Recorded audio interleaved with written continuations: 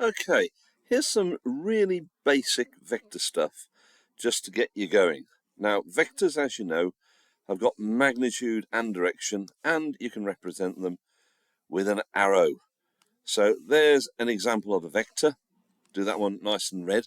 Now, if you want to add two vectors together, you can do this by using diagrams and taking measurements and actually working out what they add up to this way. Now, for example, I've got this red vector here. I'll have a blue vector, making it shorter, meaning that it's a smaller vector. I'll just do them both like this, reasonably big. Right, so the blue is a bit smaller than the red. It's not such a large magnitude. Now, if I put the two of them together, let's say I'll have the blue one there and the red one there. Now, if I add those two together, you can say this is like forces or or field strengths, even if you're onto our electric fields topic. But the easiest way to think about them sometimes is if they were displacements. Now, if this was a displacement, this would be like having a displacement straight across the page here with the red one, and then another one which is a displacement slightly upwards as well as across the page. And what you do is you arrange them in a diagram so that you have the one vector followed by the other. So stick that one on the end, and I've got that one, the red vector, and then the blue vector. And if this was you walking, if you walk that distance, and then you turn slightly in this direction and walk that way, then the overall vector for those two is, of course, that straight line. And that's how you can actually add vectors by drawing diagrams. That works perfectly well.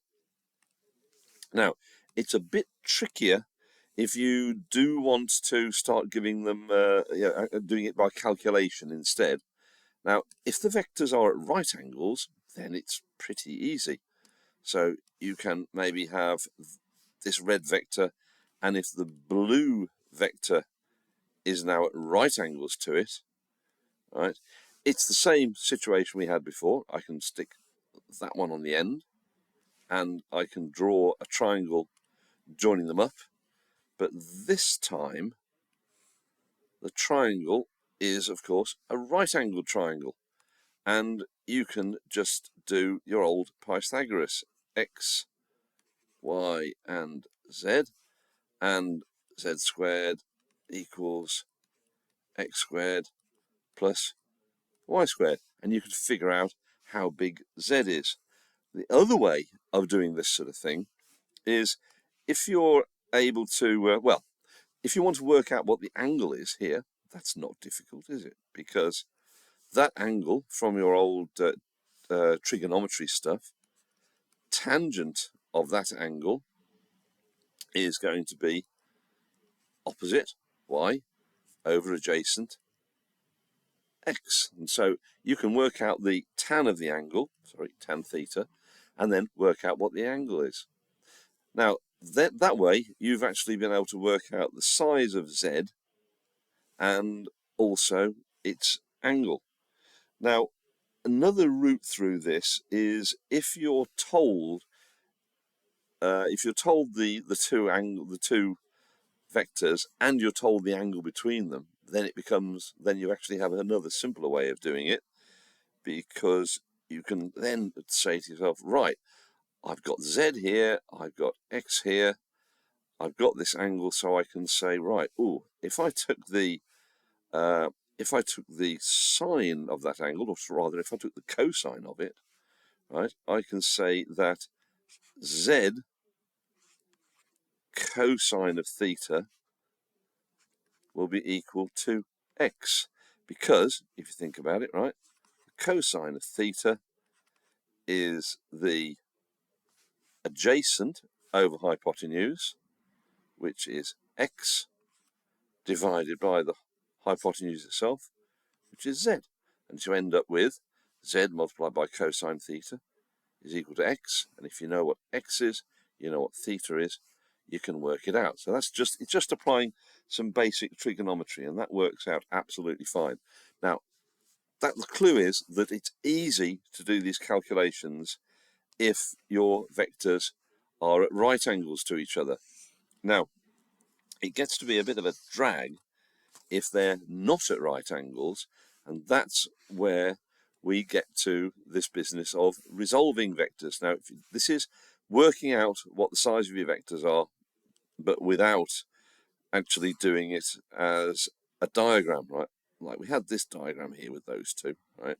I'll do something a bit similar with them, so I'll just copy them, paste them on here, all right? Now, in order to do a calculation like that, let's maybe make it a slightly more interesting shape just for the hell of it. Maybe I'll have a vector like that and a vector like that, and I've got those two together that ways. Now, the way you can do this is a process called resolving vectors, and what you're essentially doing is you resolve it into, e.g., vertical and horizontal components.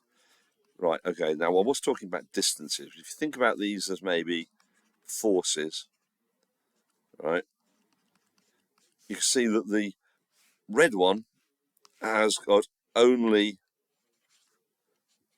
a horizontal component. It doesn't do anything vertically, but the blue one has horizontal and vertical components. It goes across a bit and it goes up a bit. Now, let's say that you knew what the angles were for this horizontal component. So here we go. Let's say that I've got that horizontal vector, and I've got it, okay, I've got it here. Sorry, that was meant to be not an arrow. Right. If I've got that vector and I've just got it as like it's drawn there, and I've been told, which they'll often do in these questions, I've been told what its angle is to the ground. Now, what I do is I construct a triangle around that vector, and I say, right, okay, I'll draw a triangle, and the vertical component of it is represented by this distance, so that's vertical component, and then that bit is the horizontal component. And you can see from your addition of vectors that if you added that one and that one, this bit here, and you added to it this bit here, you'd get our original blue vector. Now, again, it's just trigonometry, so let's call that one, from way back we were calling this one y, I'll still call it y. So let's call that one y. And if you look at the trigonometry of it, right, y multiplied by the cosine of theta equals the horizontal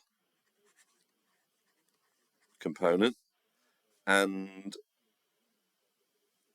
y multiplied by the sine of theta, because sine is opposite over hypotenuse, so y sine theta is the v component. So you can figure out what the horizontal and vertical components are, and when you've done that, right, let's say you've got that vector there, and okay, for the heck of it, let's say that that one is, say, 6 newtons long, and when you resolve this y vector, you end up with a vertical component, and I'll do it blue, but I'll do it dotted so that you can see that it's not quite the same vector that we had. So you'll find out it's got a vertical component. That was meant to be blue. Right. You've got a vertical component of it there, right? And oh, that's helpful. Right. Okay, there we go. Sorry. Right, you've got a vertical component there, and you've also got a horizontal component, and I'll do that in blue as well, just so you can see that these are the two components of it. So there you go. And let's say when you did that little calculation there, that turned out to be 4 newtons. That turned out to be 2 newtons. And you can add those together very easily. And you see you've got 6 there and 2 there. So the whole thing overall is going to be 6 plus 2 as a horizontal. So that's going to be 8 newtons. And the 4 newtons is what it's got to be. So you've got 4 newtons up there. Right. And so you've got yourself 2 vectors at right angles. Right. You can then just do the usual trick. Put that one at the end. Right. Draw the triangle. And you know that that one plus that one add up to make a vector like that. So you would have that one's 4 newtons, that one's 8 newtons. You can do Pythagoras to work out what that is. So that one there would be Z will be equal to the square root of 8 squared plus 4 squared using Pythagoras. And you can work out that angle there, which I will call alpha instead. And you can work out that angle.